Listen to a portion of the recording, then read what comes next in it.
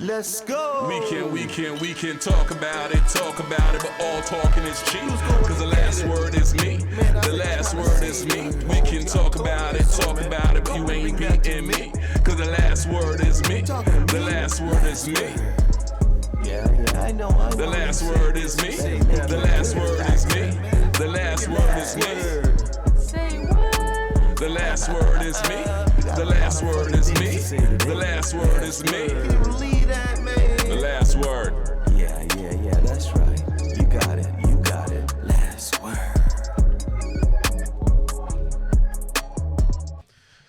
Welcome back to The Last Word. We got another great, exciting show for you. But before we get started, won't you like, comment, and subscribe? We definitely want to hear from you. It's been a hot topic around the league for quite some time now, and it just keeps on getting hotter. So we're going to continue to talk about it today.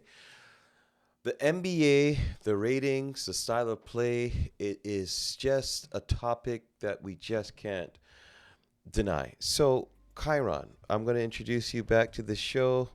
We have a lot to discuss today. The NBA is facing a serious problem where, that we are now having ex-NBA players coming out and critiquing the game. We are seeing a decline in viewership, not only on the big screen, but also in person. And I will say I'm a victim of that because I did go to the game the other day. And I'll be honest with you that I was feeling quite dissatisfied and quite disgruntled at the style of play that we are seeing in this modern day. But again, the game is evolving, and I don't know. Do we need change? What would you say on this topic? Well, yeah, it's an interesting situation we got here because, again, I understand why the league has shifted towards what it is now. All right, we always have people following what's winning, right? The Golden State Warriors, right, became a team that took a lot of three-point shots. But again, let's bear in mind, they had two of the history's best three-point shooters in Clay and Curry, right? So it's understandable that, yeah, we got these two special talents at their ability to shot. So, of course, we're going to exploit that. And, yes, like every other team is going to follow suit. Celtics. Like we see this year, right? Boston Celtics last year shooting whatever, 30 some odd three-pointers a night and winning a title like that. You're only going to have more and more teams follow suit, which unfortunately for a lot of teams are not gifted with the same skill set and the same available players available to them to make sense of taking that amount of three-point shots. So hence we have a situation where you're following the leader, but the leader is the leader for a reason. Well, that's true. The leader is leader for a reason. So a lot of questions, a lot of concerns leading to disgruntled fans, lower ratings. Nick Wright from FS1 had a interesting take about rule changes and things that we could do to sort of bring back the love of the game. Let's go to hear what Nick Wright has to say, and we'll come back after these comments. Like drastic changes they could make. So the one everybody says is eliminate the corner three, have the arc be a true arc. Yeah. I don't think that's a far enough measure. There's the one I said on the pod, which I sure as hell would like to see him try. I don't know. It's the simplest thing, because the obvious one is change the scoring from 3s and 2s to 4s and 3s. That instantly fixes it. But A, people hate math, and B, it ruins the record books, so it's not going to happen. Making dunks worth 3 as well is a interesting way to try to split it. And the other one is listen, do whatever you want, but just so you know, every team is capped at 15 shots a game that count for 3 points. So once you know what I mean, do it as fast, however you want to do it. But just so you know, you are maxed out at, so it's not like the points won't count anymore. Okay, well, you heard what Nick Wright had to say, and as outlandish as it may seem, dunks, 3 points, make the 3 points 2s and the 2s 3s, or, you're capped at 15 threes all game. You know what?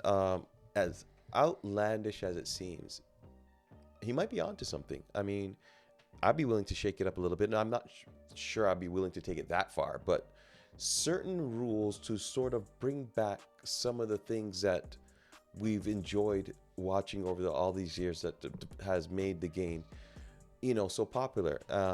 Right now, I'm only seeing threes. I'm not seeing mid-ranges. I'm not seeing an inside game. I'm not seeing, feet work, post-up moves. I'm not seeing anything of that nature. All I'm seeing is a 3-point contest. And I think that Nick Wright is saying,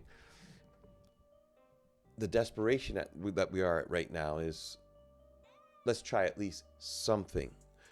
I don't know. What did you take from that? I don't know. I don't know where to start here, because I got a few different trains of thoughts on this.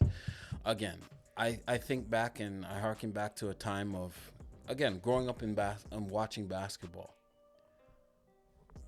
A certain amount of physicality was required to play the game, right? And almost an initiation. Like, you had, Jordan went through it. Kobe went through it. All these greats that everyone idolizes and reveres, they all had to go through that test, that physicality, what typically found in the playoffs, where, hey, and your first time against that, usually succumb to it, and there was a lesson to be learned for the next season, right, in which, okay, now I need to up my game. That is a time in the past, yes. But going back to Nick Wright's ideas, again, the changing of the point system is going to be tough because, again, of the history, rule, the record books and so forth. I don't know how far you want to go into that stuff. But the cap on how many 3 points you're allowed to make, I think there's something that could be worked with in that idea. Okay, now let me ask you this. I was in agreement with you when it comes to, there might be something in terms of capping the 3-point shot, or how many 3 points can be made in a game. Now, Curry is the reigning 3-point, all-time 3-point shot maker. If you're going to do that, this opens up another kind of worms. Are 3-point shots now considered 3 points after the 3-15 capped mark has been made? Mm-hmm. So now, are you shooting 3 points even though they're worth 2, but do they count in the record books as being threes, right? If that's not the case, then it's probably going to be impossible for Curry's record to be broken, or even a second or third. To me, those are things like, yeah, you understand that he's making a 3-point shot, yes, but it's only counting in the game as 2 points. So yeah, for record purposes and stuff, yeah, you acknowledge that it's behind the 3-point arc. He's making a 3-point shot, but in the game, it's only counted as a 2. So hopefully we can deter a game of just seeing super uber talented guys like Anthony Edwards becoming spot up 3-point shooters, or 3-point shooters, right? Jason Tatum's, guys who have so much more that they can offer the game. Imagine, hold on, I instantly went to the thought of, imagine what are the moments we remember of Michael Jordan? Jordan coming to the middle of the lane against Utah, brushing off Russell, pulling up for that 15-foot 15-foot jump shot, right? Great moment. Held it there. Jordan flying through the air, up and under against the Lakers. Tongue out. Those plays are not going to happen. Those are the plays that Anthony Edwards should be involved in. And a lot of these uber athletic and talented guys, we're missing those moments because some nerds, to put it lightly, or guys who are deep in the analytics and who have now said, yeah, that, and yes, I understand that 3-point shot is better than that long two in terms of, yeah, points and yeah, I get it. Why take that 18-footer when you should just take that 23-footer, which is an additional point? I get it. But basketball has always been about style and a certain je ne sais quoi, right? And I remember being young and playing video games. And when you used to hit the L2 button and guys used to have a special move in the, yeah. A special move. Why? Because everyone had a unique different flavor to them. Yeah. Timmy would bank it off the board. Kobe, the footwork fadeaway. What now? What now? So what now is you're getting Step back three. Michael Jordan. This is what you're looking at. Michael Jordan potentially sitting and waiting in a quarter, spot up 3-point shooter. Oh man, come on! Like, I mean, so much is being We're missing out on so much potential that Anthony Edwards could become. But the reports are out. 5 3-points. He attempted 5 3-points last year, and now he's doubled that.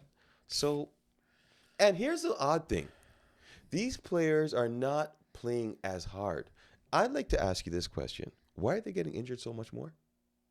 Why are these players that are just running up and down the court, the physicality is gone, and they're getting injured so much more? It's like you can't even have a real NBA fantasy team because your players remain on the sound like someone's upset about their fantasy squad. Oh my goodness. But you know what? In the grand scheme of things, I understand why these players want to play the game like this. Think about this. If you're playing a game and it's not showing, especially this season early, that you should be injured less just taking jump shots, 3-pointers, right? You should be. Right? So that's going to increase your longevity of your career, right? And now in this league now where pretty much everyone makes $20 million a year unless you're a on vet. Average. Unless you're at the end of your League career, minimum. you kicking around for league minimum. But anyone who's near their prime or can play at any level. Look, we have a league where Ben Simmons is still getting paid. Oh. This is crazy. And I'm sure some foolish team out there will sign him to some type of contract next year. Not a max, obviously not. But someone will be paying him near $20 million next year somehow. Oh my gosh. I'm pretty sure of it. That's how little belief I have in this league and the people operating and managing teams. But yes, for the longevity. So if I could extend my career another 3 years and that $20 million a year almost, or again at the veterans, another 10, 15, $20 million, I would sign up for that. And I get why these players are okay with this style of play. Totally get it. Yes. Okay, yeah, I can get why they're okay with this style of play. But I think it also is a testament to their mentalities, right? Is there any Kobe killer mentality? Is there any Mamba mentalities out there anymore?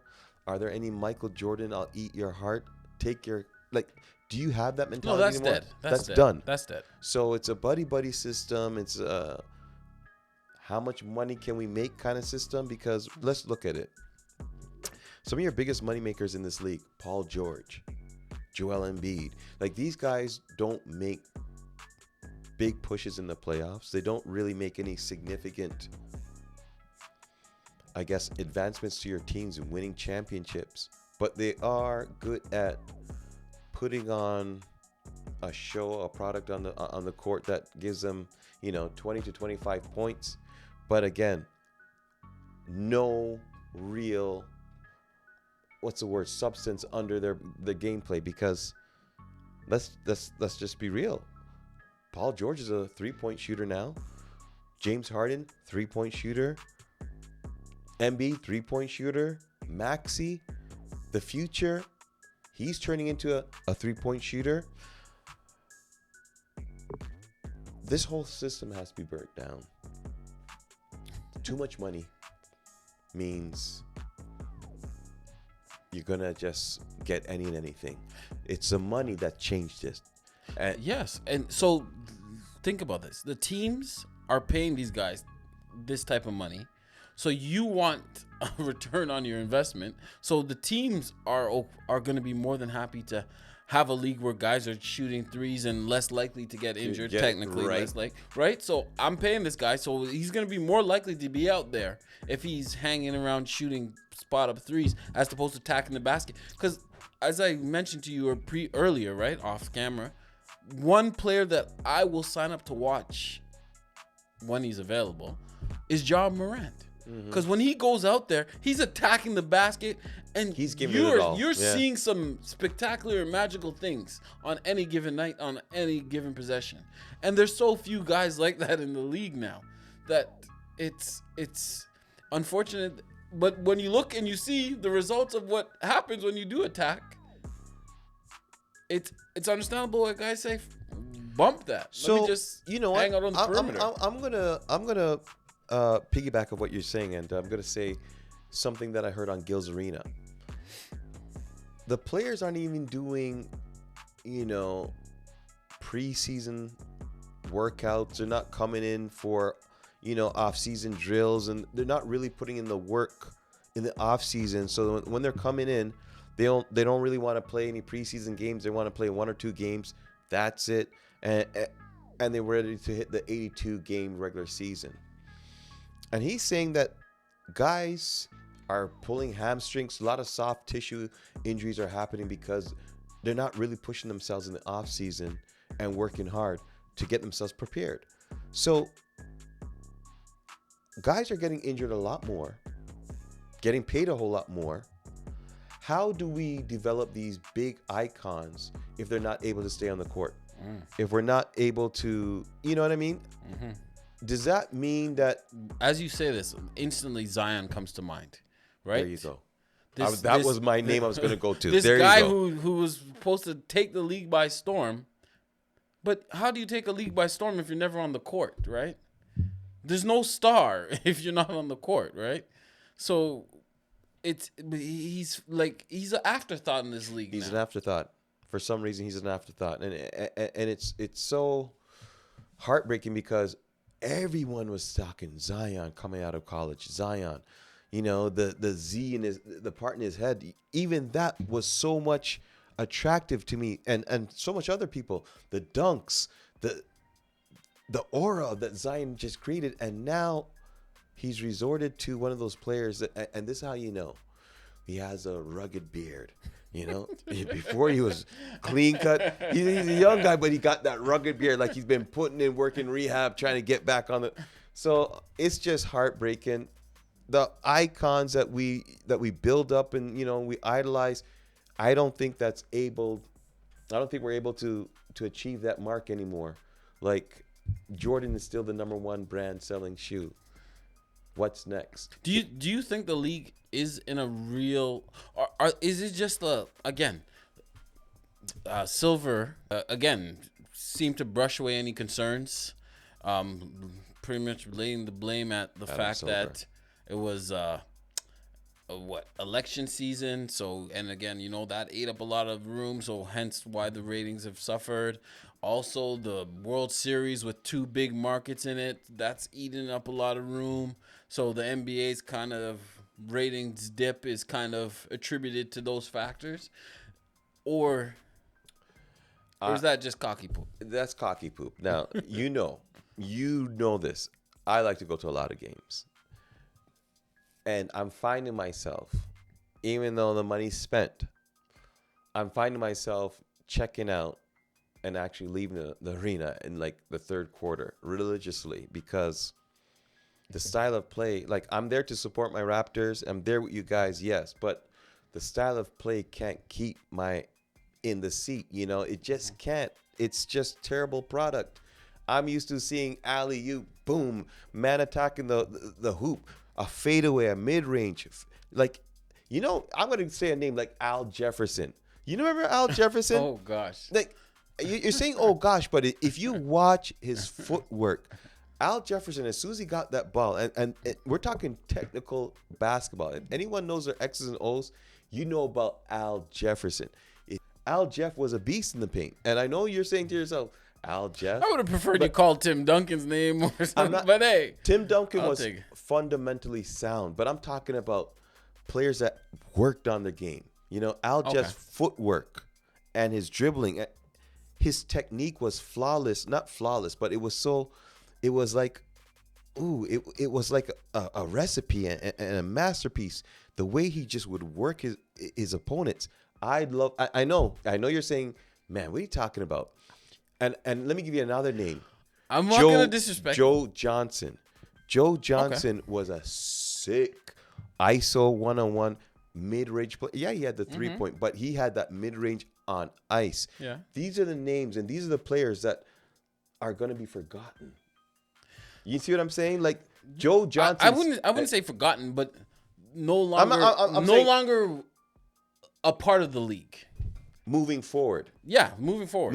Right. Yeah, moving forward, these type of players will no longer be a part of the league, right? Right. And we might be witnessing one of the last of the Mohicans with DeMar DeRozan, right? A guy who operates 100%.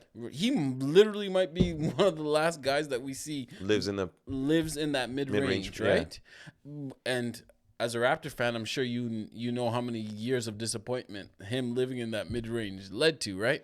But as you were saying this about being able to leave a game in the third quarter, that just harkened me back to the NBA is becoming baseball. Oh. Baseball, that's what when I go to a baseball game, I go with the intention of, hey, I'm going to go for a couple innings. 7th inning, you're ready. I'm out by 6th inning. I'm out. You got to go for the 7th I don't care to stretch. see if who wins the game or how it ends. I'm going there for the social environment.